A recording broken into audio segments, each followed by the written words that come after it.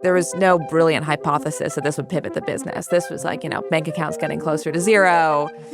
Oh shit, what are we going to do? Welcome to The Business Model by Inc. I'm Graham Winfrey. Today, we have the inaugural edition of Founder Group Chat. Every Friday on The Business Model, we're going to gather a group of founders to have a candid, in-depth conversation about one of the many pressing topics entrepreneurs are facing. And this time, we're talking about scaling. Specifically, how do you scale your business in the right way? Can you get too big too fast? Joining me are some founders who have had to figure this out for themselves. I'll let them introduce themselves.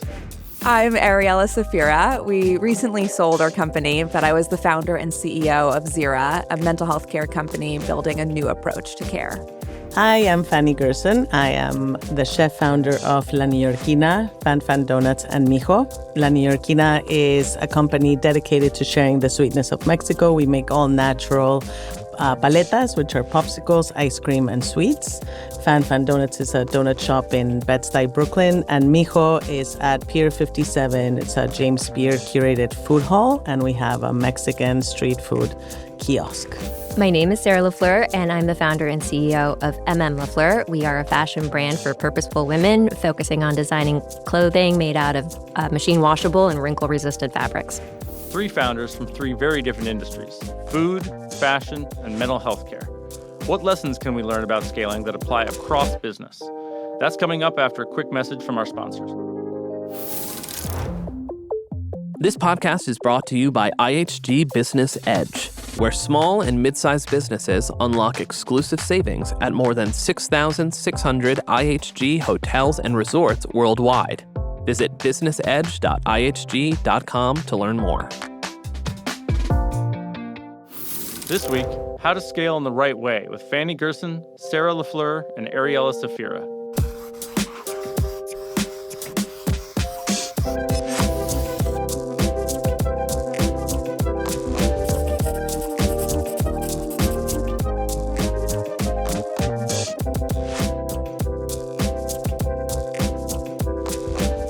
So we're going to get right into it. We're talking about scaling. Just about every founder wants to scale his or her business eventually, but trying to scale can feel like you're on a knife's edge because you don't want to try to scale too fast too soon, while at the same time, scaling in the wrong way can also be disastrous. Sarah, tell me about LaFleur's bento boxes. I feel like that was born out of maybe trying to grow too fast or too soon, or both? Yeah, actually, I would say it was the thing that we stumbled upon when we couldn't figure out how to grow. When we first launched the business, it was kind of the heyday of direct-to-consumer businesses, and it felt like everyone made a product and then launched a website, and then the next day you were making millions. And I thought that's what it was going to be like for me. And, we launched the website and very quickly realized, wow, it's really hard to sell things online. And we could always sell clothing in person when we were doing trunk shows. We would literally bring like a rack of our clothes to a hotel suite or someone's apartment, and customers would always buy in person. So we had a lot of confidence that the product was good, but it turns out how you sell it online is just as important. And what we noticed was so much of like the decision paralysis that often happens when you're online shopping. You put a bunch of things in your cart and you're like, I don't know, is that the right size? Do I want to get this color? Am I going to wait for something else to come up? And so really the way we ended up launching Bento, which came from a moment of desperation. We were like surrounded in a room full of inventory, not knowing how we were going to like make next month's rent. And I remember turning to my then CMO, Annie, and I was like, Annie, what if we just like emailed a bunch of our customers who came to these trunk shows and said, like, we're going to just ship you a bunch of dresses, like keep whatever you like, return whatever you don't like, and see if they keep anything. Mm-hmm. And we did that, and we sent this email, and we ended up making more money in that 1 week through that box, which we ended up calling Bento eventually, than we had any month leading up to it. And it was this moment where the customers were like, oh, thanks for reaching out. Yeah, I've been meaning to order. I just like haven't had the time. Like, sure, send me whatever. And it was like, she didn't have to think about like what color she was going to buy or what size she was going to buy. We were doing all the thinking for her. Mm-hmm. And then Annie eventually was like, there's something really that's working here. I wonder if we should try this with customers who've never actually ordered from us before. And so we then sent them a survey, only really asking them questions that were like easy to answer. Like, what's a brand that you typically shop from? What size do you typically wear with them? Do you like to wear, bright colors, dark colors, what have you? And then based on that, we ended up sending them a box of clothing. And that was like people talk about like, what is product market fit and what does it feel like? I can only describe it for myself as like that was that moment where suddenly like making money, which up until that point had felt so difficult. And trust me, there have been many, many moments since then that have felt incredibly difficult. But that was the moment where I was like, wow, it's like money is just like coming through the door. It clicked. Yes, it clicked. So, I think my lesson there was like, it's not enough to just have like a good product. How you sell it, especially online, which can be so, so difficult, is just as important. Fany, scaling up paletas is a lot different. Can you tell us about that? Well, it's a very different industry, but I think it's also very competitive. And how do you stand out? And so for us, at La Newyorkina, so we have the seasonality, which has always been the hardest part because we also choose to do it in New York. I always say if we had the business, somewhere else, like, in California or something, we wouldn't have to do all these different things. And so we've tried a lot of, different revenue streams and different avenues, but the big kind of like what you were saying before, like the dream is to, seems to always be, well, you have to grow, right? And so one big sort of thing in our industry is getting your stuff into Whole Foods. And so for us, it was like, we got to get the paletas in Whole Foods. So first I was like, we can't compete with the ice pops that are there because they're made in huge factories and I will never have the price point. So I said, what can I do to differentiate? And so he said, let's do the minis. Right? And so there was nobody at the time making minis. Did a box that was square rather than rectangular because most of them are thinking, I'm gonna stand out. And then Whole Foods was sort of the goal, right? When you get into Whole Foods, then it can open a lot of doors. And then we were able to get into Whole Foods first, not that way, but through freezers. I said, great, we're gonna have a freezer like I've seen other companies do with other products, and that way it's going to be branded, it's going to stand out instead of competing in the shelf with other companies. But then the pandemic happened, and so our freezers were filled with other things that weren't ours, and of course then there's the upkeep of the freezers that we didn't anticipate, and a lot of things that you don't know. And fast forward a few years later, then we had finally our paletitas, but guess what? They don't like the fact that it's a different box because I think the consumer's going to like it because it's cute and it's, and it's going to stand out. It has these mini pops, which it's like the perfect treat, whether you're, you're a mom and you want your kid to have just a little treat, or as an adult that you just want a little indulgence. And so they were like, no, but it doesn't fit. And so that's why most of the ice cream are similar, shape and everything. And then we were starting to realize that we were actually losing money being into Whole Foods. So this whole idea of chasing, this thing, and we hired some financial advisors, and we kept at the time also looking for a co-packer. Now I'm a chef by training, so the idea of somebody else making my product was very difficult. But we couldn't find one the one thing we were not willing and will never sacrifice is quality. And so when they said, you need to pull out of Whole Foods, I was like, what? But it took me years to get there. And now they want us, we're trying to figure out how to make it nationwide because of how we make it, because everything is, we have a machine that helps us freeze it faster than a regular freezer, but that's it. It's not. And so, and we would have to charge so much. And, we have to sell it to a distributor that then sells it wholesale to Whole Foods and then Whole Foods to the customer. So we end up getting a really tiny bit. And so when we told the kitchen, okay, we're going to pull out of Whole Foods, they were like, but it represents like a third of our production. Yeah. What are we going to do? And I said, I don't know. I'm also scared, but if we are producing and losing money, then, and guess what? Like, so we pulled out. And then that opened up all of these other like caterings and sort of more local opportunities. So I think, kind of like to your point, sometimes, you're just, whether it's you are focused on this one thing or you think this is the avenue, like in fashion, you thought this was going to be, and it isn't. We're going to take a quick break, but when we're back, we're going to learn how Ariela managed to scale her company by making a pivot from a brick and mortar concept into a virtual one after COVID got in the way. Simplify business travel with IHG Business Edge.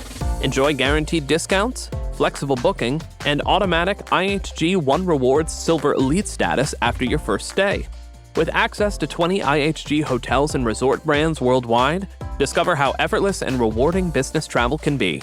Visit businessedge.ihg.com to learn more. Ariela, you pulled off an early pivot with your original brick and mortar plan. But before we get to that, can you just talk about the name change that, your company was originally called Real? And I'm sure that a name change is a lot of work. And talk about what that entails. Sure. It is certainly a lot of work and way more work than I realized we were signing up for. Transparently, when we went through the name change, we felt that the company had gone through not just the pivot of brick and mortar to digital, but the pivot from a direct-to-consumer company and business to a B2B business. We sold to employers. And that came with so much more change than I thought it would as well. And so once, we had our foot in the door in this employer business, felt a real sense of like, this is now a different company and one that merits a new name. Never change your name. Wow, please pick the name you want to keep for life at birth, because, it's really, I learned live how long it takes to build a relationship, not just with your specific customers, that's easy and controllable to maintain, but rather like with the general world. Like, what is brand awareness? And we did face a lot of confusion from people at the time asking, oh, were you just acquired? And like, what does that mean for the product you're delivering or the relationship or contract we have with you? Are the same people still there? And I would have never guessed that that name change would have driven as much confusion as it did. And I don't think I appreciated how much brand awareness we had built with Real and how much was tied to the name Real. So my quick advice for people would be don't change your name. And wow, if you do, you need to give all the love in the world to your head of marketing who is doing that job, because ours, Olivia, deserves a trophy for the work it took to do that. And it's such an example of work that is underappreciated. There's just so many little things to remember to change your logo here and reach out to that one piece that you were written about here. And it's really pretty thankless. Sure. So the cut to is don't change your name. Okay. And tell us just a little bit about the pivot from brick and mortar when the pandemic turned everything upside down for you. Yeah, so that was years ago now, but we originally were building a brick and mortar business. And the idea was that we'd have brick and mortar locations that offered a monthly membership model, largely powered by group therapy. And in doing so, we would enable preventative care. You come always on a monthly basis, not just in moments of crisis. And in being group-based, one, it'd be more affordable. And two, we believed, and I still believe, the community is needed to really improve mental health and like the loneliness epidemic we're living in. So, we raised around, we built a beautiful location on Fifth Avenue, all set to open in April 2020. I'm 25 years old, like excited to launch my first company, and the pandemic hits. And, investors are texting, like, I don't think it's going to open. I'm trying to make sense of this. We're changing our therapist training from in-person to virtual, trying to make sense of the world while not leaving my own apartment for days on end. And what we ended up doing at the time was launching what we thought would be a 1-month offering of free digital care. And really, there was no brilliant hypothesis that this would pivot the business. This was like, bank accounts getting closer to zero, oh shit, what are we going to do? We have a full staff of clinicians in a moment of need. Let's offer care. And it was certainly thoughtfully organized and created on the back end, but the assumption would be this was just a 1-month offering.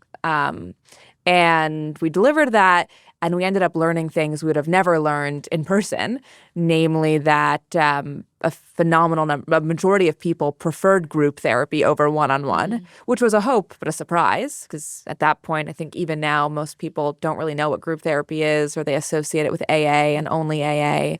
But not only were they preferring group over one-on-one, they also were joining anonymously, with their videos off and with their names hidden, which was certainly not marketed as an option. They were sort of just self-selecting into that.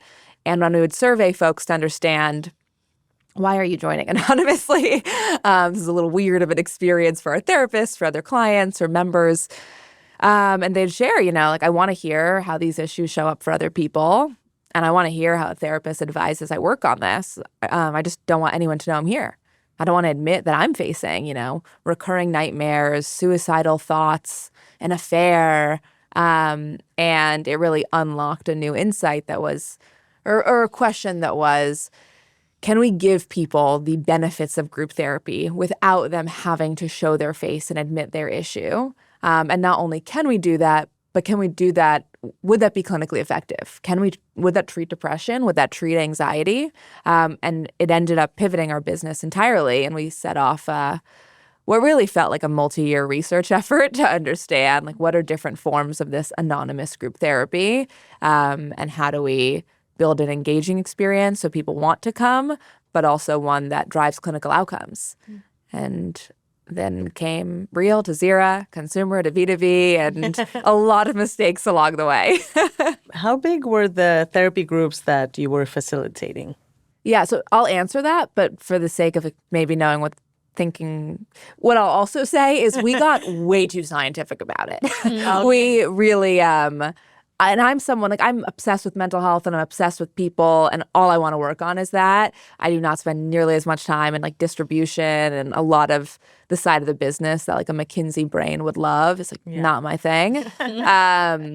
All to say, we got too deep into what are all the different combinations and how large can this get. And in doing so, we did find that we were able to make the experience fully one-to-many, right? Where there was essentially recorded content, audio content, and people were able to benefit from hearing the stories of other members, the tools from therapists without live joining a session. And I still, I'm so in awe and proud of the outcomes we found and delivered on. But I now find myself certainly questioning or analyzing how we could have done that better and maybe been a little less obsessed with the scientific study of it all, and maybe a little quicker to act on scale and the more, like, brass tacks business things. That's interesting. I'm curious for you both. I'll have Sarah go first. We all learned so much in this founder journey about scale and far more things. If you can go back to day one of building the business and tell that Sarah your journey up until now, what would most surprise her about what that journey looked like? Oh boy. No pressure. No, I've had so many lessons. Like, I feel I am having this, like, weird and probably rare experience of getting to build my business again with kind of all the lessons of the past decade, because COVID, in many ways, like, we were this, like, incredibly fast scaling business. We raised venture. It was also the time when venture capital firms were investing in consumer businesses. And then COVID basically, like, essentially came and destroyed that overnight. Yeah. And our revenue, I think, dropped more than 60%. We had to close all of our stores. We, between 2020 and 2021, end of 2021, ended up doing, like, 3 rounds of layoffs. And it was, like, it's just so painful, almost like taking this castle that you've built and, like dismantling it piece by piece. Yeah. And then in 2020, we were finally able to turn a profit. And since then, it's kind of been stacking them on one brick by brick, and also not without its challenges. Like, I shared this actually in Fast Company last year, but like we had this incident where our lender went under last year and just like completely like, I want to say like out of the blue, we had no idea that this was coming, and essentially like faced a capital call situation where I had to raise $3 million in under 3 weeks. Oh, wow. And so like, there have been a lot of obstacles along the way, but I am still getting this like incredible, I think, second chance to do it the right way, I guess, in many ways, which is really not relying on enormous venture capital money, really focusing on the bottom line constantly. I mean, that's really all I think about. Someone said to me recently, like, revenue is vanity, EBITDA is reality. And I was like, truer words have never been said. And so it's really given me a different muscle. I think if I was chasing scale and growth, really leading up to that point, I am a fundamentally different operator now. That's all for today's episode. We're going to pick up this founder group chat with Sarah, Fany, and Ariela again next week. Stay tuned to the Business Model feed on Monday, when my colleague Allie Donaldson will be circling back on one of the biggest stories in the world of business with an Inc. journalist. Be sure to subscribe wherever you get your podcast and on Inc.'s YouTube channel at youtube.com/Inc. Magazine.